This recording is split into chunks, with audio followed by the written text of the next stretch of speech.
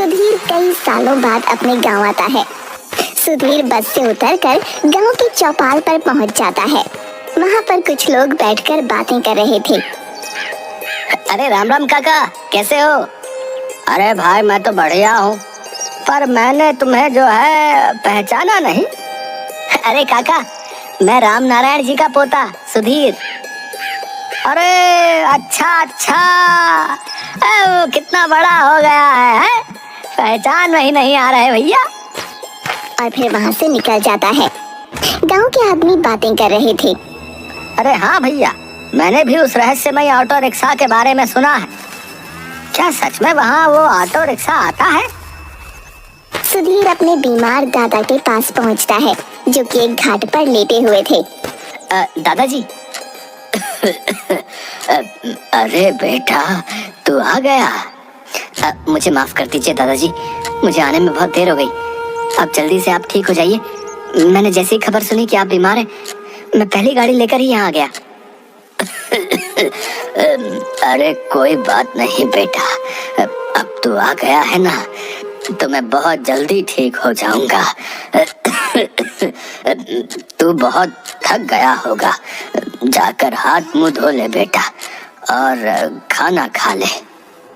सुधीर हाथ धोने के लिए उठता ही है, तब उसे चौपाल के आदमियों की बात याद आती है, तो वहीं रुक जाता है। अरे दादाजी, मैं जब यहाँ पर आया तब चौपाल पर कुछ लोग किसी ऑटो रिक्शा के बारे में बात कर रहे थे। तो ये ऑटो रिक्शा की कहानी अभी भी गांव में चर्चित है। अब क्या मतलब? हाँ बेटा, ये ऑटो रिक्शा की कहानी तो बहुत सालों से गांव में फेमस है। लोग कहते हैं कि गांव की काली पहाड़ी पर एक ऑटो रिक्शा है जो हमें किसी दूसरी दुनिया में लेकर जाता है। पर अब ये बात कितनी सही है, कितनी गलत, ये तो मुझे भी नहीं पता। और लोग कहते हैं कि काली पहाड़ी पर रात को ऑटो रिक्शा के चलने की आवाज भी आती है। अब पर तू इन सब पचड़ों में मत पड़।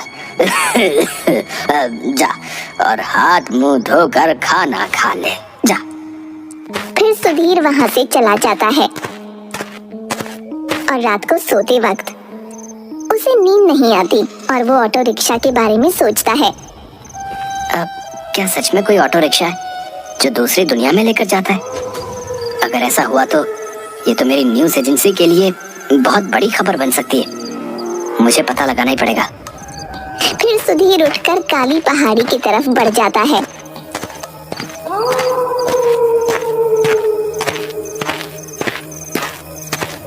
अब यहाँ तो मुझे कोई ऑटो रिक्शा नहीं दिख रहा। थोड़ी देर यहीं रुककर इंतजार करता हूँ। 3 बज गए, अभी तक तो कोई ऑटो रिक्शा नहीं आया। खैर मुझे लगता है कि ये सच में कोई कहानी है।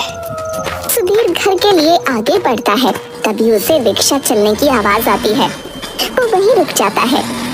अरे रिक्शे की आवाज। फिर वो आसपास देखता है, पर उसे कोई रिक्शा नहीं दिखता। वो आवाज को ध्यान से सुनता है तो उसे आवाज पहाड़ी में से आती सुनाई देती है। अरे ये आवाज तो पहाड़ी के अंदर से आ रही है। तो क्या वो रिक्शा? फिर वो आवाज का पीछा करते हुए पहाड़ी पर चढ़ने लगता है। चढ़ते चढ़ते वो पहाड़ की चोटी पर चढ़ जाता है।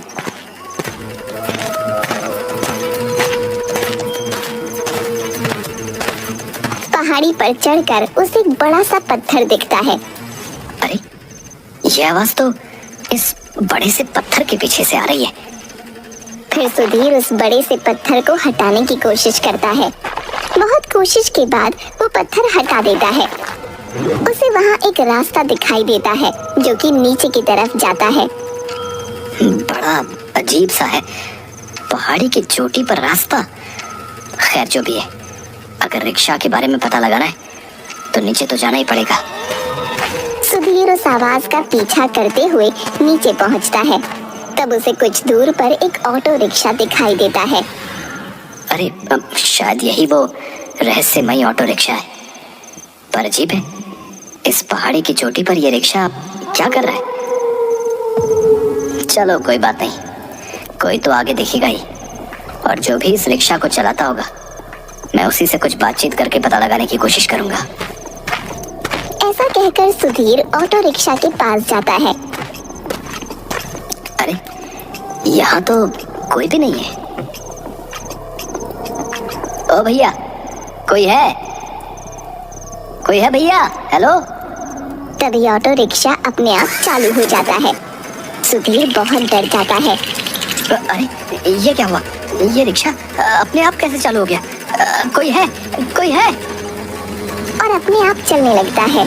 सुधीर बहुत डर जाता है, वो पसीने से लथपथ हो जाता है।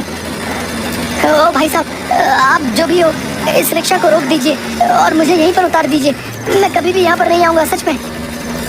रिक्शा अपने आप गोल गोल चक्कर लगाने लगता है। सुधीर और भी ज्यादा डर जाता है। सुधीर आंखें बंद करके जोर जोर से चिल्लाने लगता है। रिक्शा अचानक बंद हो जाता है। सुधीर जैसे ही अपनी आंखें खोलता है वैसे ही वो खुद को किसी और ही दुनिया में पाता है। अरे ये क्या?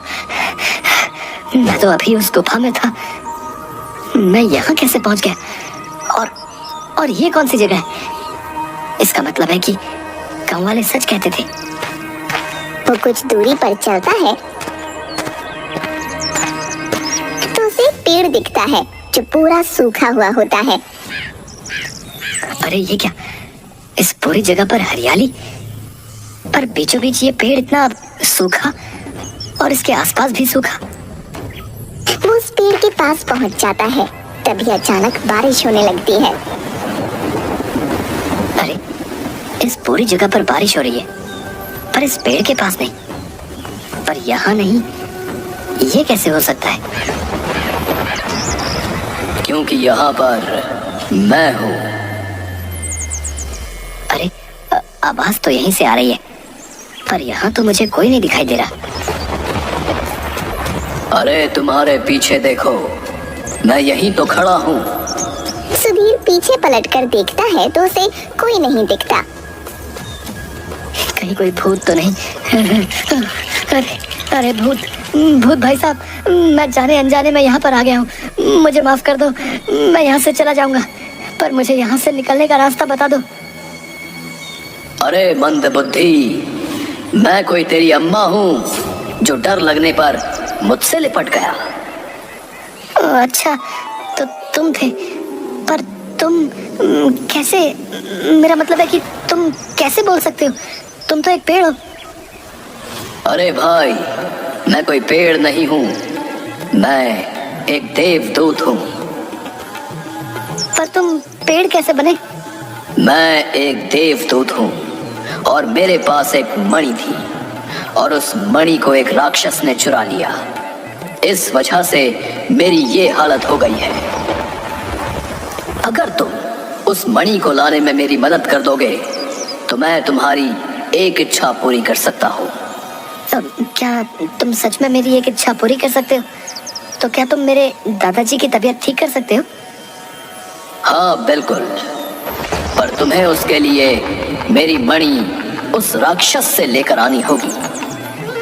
अच्छा ठीक है, पर मुझे वो राक्षस कहाँ मिलेगा? यहाँ से सीधे कुछ दूर जाने पर तुम्हें एक झरना दिखाई देगा। उस झरने के पार उस राक्षस की गुफा है। उस गुफा में जाकर तुम्हें उस राक्षस को मारकर वो मणि लेकर आनी है। पर मैं उस राक्षस को मारूंगा कैसे? उस राक्षस ने अपने मुकुट में वो मणि धारण कर ली है। जब वो मणि सूर्य की रोशनी में आती है तो उसमें से एक दिव्य रोशनी निकलने लगती है, और उस दिव्य शक्ति की वजह से वो राक्षस भस्म हो सकता है। तुम्हें किसी तरह उस राक्षस को उसकी गुफा से बाहर निकालना होगा, बस। ठीक है, मैं अभी वहाँ के लिए निकलता हूँ। ऐसा कहकर सुधीर वहाँ से निकल जाता है। कुछ दूर चलकर सुधीर को एहसास होता है कि झाड़ियों में से कोई उसकी तरफ आ रहा है और जोर जोर से चलने की आवाज आती है। पर पर वो उस आवाज को नजरअंदाज करके आगे बढ़ता है। फिर थोड़ी ही देर में उसके सामने एक मदमस्त हाथी दौड़ता हुआ आता है। सभी पेड़ों को नष्ट करते हुए वो उसकी तरफ बढ़ रहा होता है। अरे बाप रे, ये हाथी तो मेरी तरफ ही आ रहा है और वो भी इतने गुस्से में। फिर सुधीर उसे देखकर भागने लगता है। हाथी उसके पीछे पीछे आने लगता है। डर के मारे सुधीर एक पेड़ के पीछे छुप जाता है। अब इस हाथी से कैसे बचूं? अगर मैं इसके सामने गया तो ये एक बार में ही मेरा कचूमर बना देगा। अरे अचानक ये हाथी कैसे गिर गया? अरे बाप रे, इसको तो बहुत चोट लगी है और खून भी बह रहा है। अच्छा, तो ये इसीलिए इतने गुस्से में था। फिर सुधीर हाथी के पास जाता है और अपने कपड़ों से उसका खून साफ करता है और उस पर प्यार से हाथ फेरता है और आसपास से कुछ पत्ते लेकर जख्मों पर पट्टी कर देता है। मेरे हाथी महाराज, आपको पट्टी तो लगा दी है, अब इतना दर्द नहीं होगा। ऐसा कहकर सुधीर वहां से चला जाता है।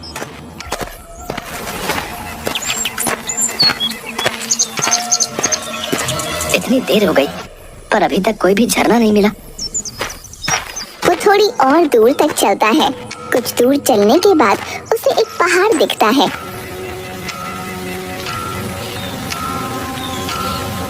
झरना तो पहाड़ में से ही निकलेगा, तो इसका मतलब है कि मुझे यहीं कहीं आसपास झरना मिलेगा।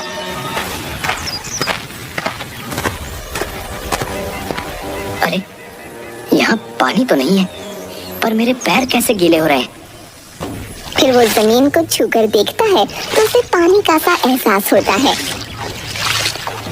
अच्छा, इसका मतलब है कि ये झरना अदृश्य है और इसका मतलब ये है कि उस राक्षस की गुफा यहीं कहीं आसपास है।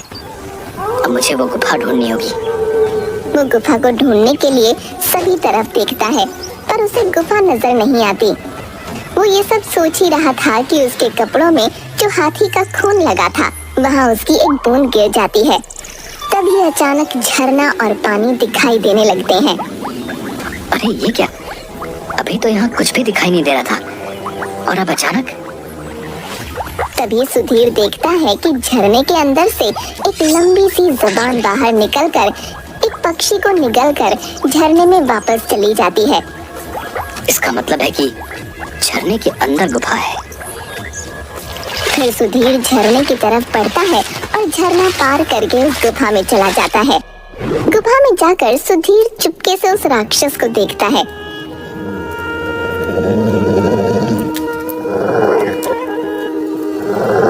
अरे बाप रे, इतना खतरनाक राक्षस! इससे मैं मणि कैसे हासिल करूंगा? लगता है ये सर पर जो मणि है वो उस देवदूत की ही मणि होगी, पर वो मणि मैं हासिल कैसे करूंगा? सुधीर गुफा को देखता है। तभी वो राक्षस सुधीर को देख लेता है और उसके पास आ जाता है।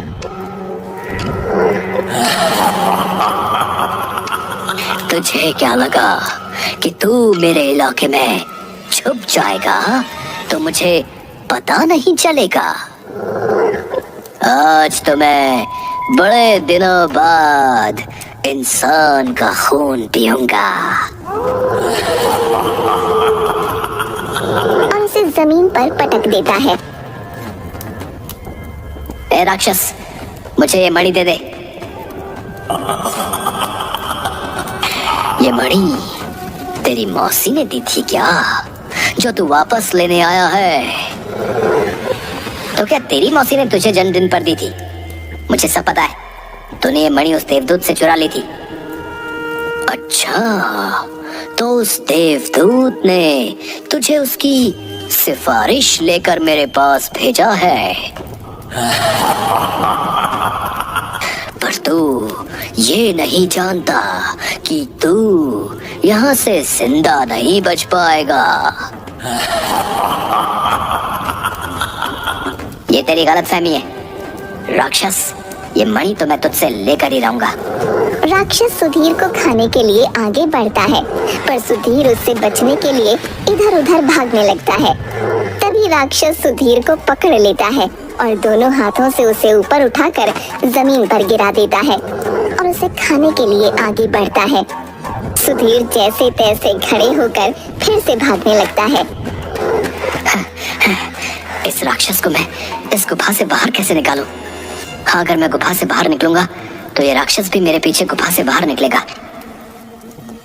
राक्षस, तू मुझे खाना चाहता था ना? ये ले, मैं तेरे सामने ही खड़ा हूं। आज तो मैं तुझे खा कर ही रहूंगा।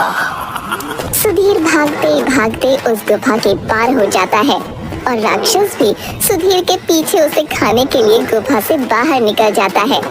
गुफा के बाहर निकलते ही उस मणि में से बहुत तेज रोशनी निकलती है जो राक्षस सहन नहीं कर पाता। राक्षस दर्द से चिल्लाने लगता है और भस्म हो जाता है। फिर सुधीर मणि को लेकर उस पेड़ के पास पहुंच जाता है।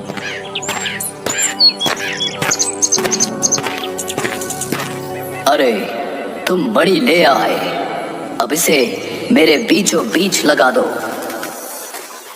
सुधीर उस मणि को पेड़ के बीचों बीच लगा देता है और वो पेड़ फिर से देवदूत के वेश में आ जाता है और चारों ओर फिर से हरियाली हो जाती है। अब बताओ, तुम्हारी क्या इच्छा है? मेरे वादे के मुताबिक मैं तुम्हारी एक इच्छा को पूरी कर दूंगा। क्या तुम मेरे दादाजी की तबीयत ठीक कर सकते हो? वो देवदूत अपनी शक्तियों से सुधीर को एक जादुई जड़ी बूटी देता है। ये लो, ये जड़ी बूटी। जैसे ही तुम अपने दादाजी को पिलाओगे, तुम्हारे दादाजी की तबीयत ठीक हो जाएगी। पर मैं यहाँ से वापस कैसे जाऊंगा? तभी वो ऑटो रिक्शा फिर से सुधीर के सामने आकर खड़ा हो जाता है। तुम इस ऑटो रिक्शा में बैठकर फिर से वहीं पर पहुंच जाओगे जहां से तुम आए थे। सुधीर ऑटो रिक्शा में बैठकर अपने गांव पहुंच जाता है और अपने दादा को सारी बातें बताता है और वो जड़ी बूटी उन्हें खिला देता है और उसके दादा की तबीयत ठीक होने लगती है।